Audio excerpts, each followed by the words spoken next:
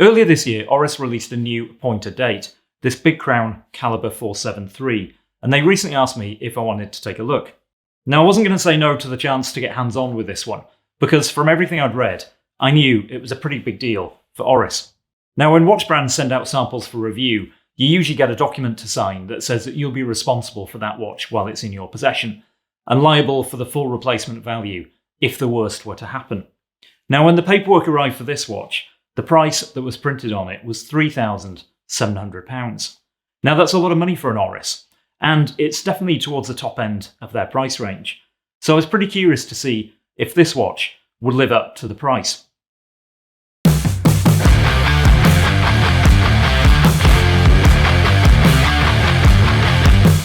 So if you're new to the channel, my name's Simon and I like to talk about watches. And the fact that you're here means that you probably like watches too. So why not hit that subscribe button and go back and check out some of my other videos. And if you enjoy this video, please hit that thumbs up button because likes really help. Now this ORIS Big Crown Calibre 473 clearly takes influence from pilot's watches from the 1930s and 40s.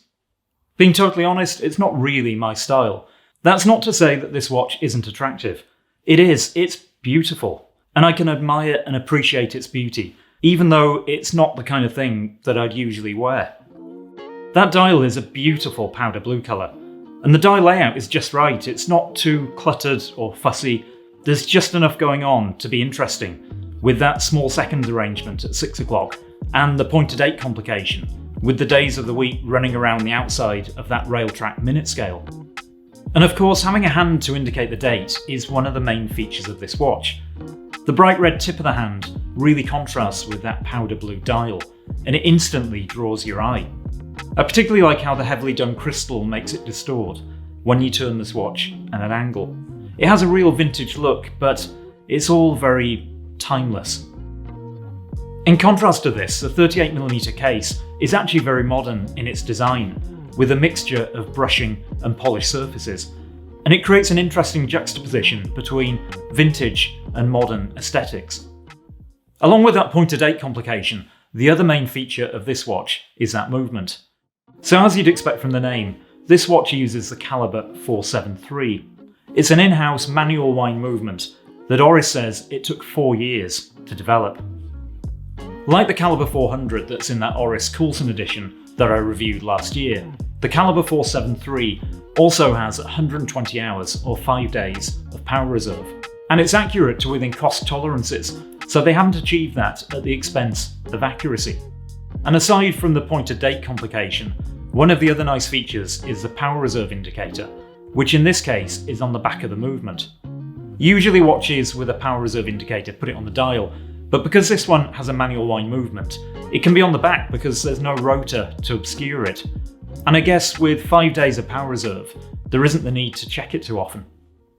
One of the other remarkable things about this movement is that ORIS says the service interval is 10 years. Now, I'm useless at getting my watches serviced, so I wish that more brands would have longer service intervals.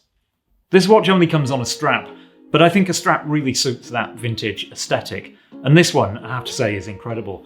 It's made from sustainably sourced deer leather. Every year around 15,000 wild deer are culled in Switzerland, and ORIS has a partnership with an organisation called Servo Volante.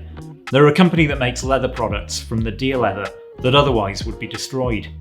Their logo is a beetle, which is stamped on the inside of the strap. At first, I wasn't sure what a beetle had to do with their brand, but it makes complete sense when you realise it's a stag beetle. So I've been thinking about who ORIS is aiming this watch at, and how they can justify that £3,700 price tag. Being a mechanical watch in an age where automatic and quartz movements are the norm, I can only really see this appealing to real enthusiasts or watch nerds like me. But if I wanted to add a mechanical, vintage-inspired pilot's watch or field watch to the collection, there are plenty of other options to be had at a lower price point.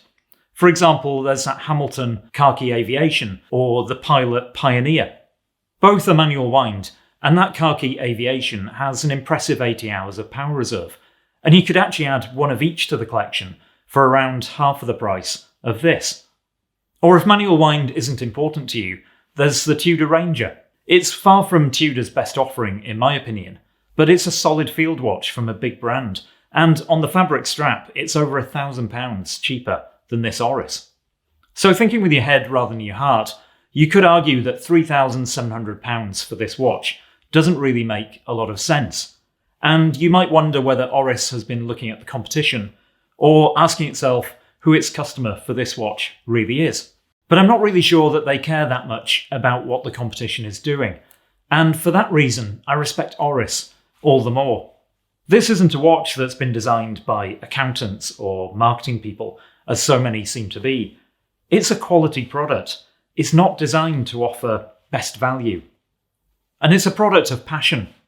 ORIS hasn't made this watch because they think they can sell many thousands of them. They've made this watch because they want to. They've made this watch because it shows the world what ORIS is capable of from a movement design and a watchmaking perspective. And for a company the size of ORIS, investing 4 years in the development of a movement is a huge expense. I mean, sure, this movement will find its way into other models, but they've got to recoup some of that investment. And if you allow yourself to think about it in those terms, and you appreciate the love and dedication that's clearly gone into making this watch, then suddenly the price doesn't seem all that important. But what do you think? Tell me in the comments and head over to my Discord server to continue the conversation. I'll leave a link for it down in the description. And guys, thank you so much for watching, and I'll see you on the next one.